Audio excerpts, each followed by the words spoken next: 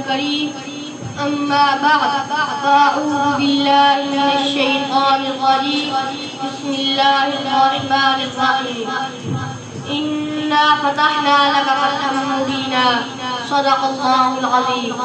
میرے تمام اساتذہ کرام اور مکتب ساتھیوں، السلام علیکم ورحمۃ اللہ وبرکاتہ۔ میری آج کی تقریر کا موضوع یوم آزادی یعنی 14 اگست کا دن ہے۔ یہ دن ہمارے لیے بہت ہی خوشی اور مسرت کا دن ہے۔ اس دن اللہ تعالیٰ نے ہمیں بہت بڑی نعمت سے نوازا ہے اور ہم ملک پاکستان کا اسلام کے نام پر بننا، اس پر اللہ کی نعمت کا جتنا شکر ادا کیا جائے اتنا ہی کم ہے۔ میرے بھائیوں، پاکستان کی بنیاد اس مثالی ریاست کو سامنے رکھ کر استوار کی گئی تھی جو ہمارے نبی صلی اللہ علیہ وسلم نے آج سے 14 سال قبل مدینہ منورہ میں قائم کی تھی۔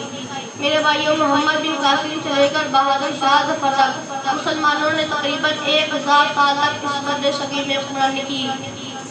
اس کے بعد مسلمانوں کی حکومت کا زوال شروع ہو گیا اور انگریزوں کی حکمرانی قائم ہو گئی۔ پھر تحریک حصول آزادی کے لیے علماء نے شاندار کردار ادا کیا اور انگریزوں کی غلامی سے نجات دلانے کے لیے کسی بھی قربانی سے دریغ نہیں کیا۔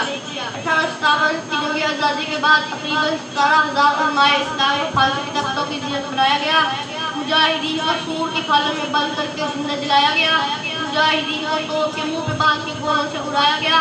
1857 سے لے کر 1947 تک علماء نے کئی تحریکیں چلائیں۔ پھر الحمدللہ 1947 میں یہ ملک آزاد ہوا۔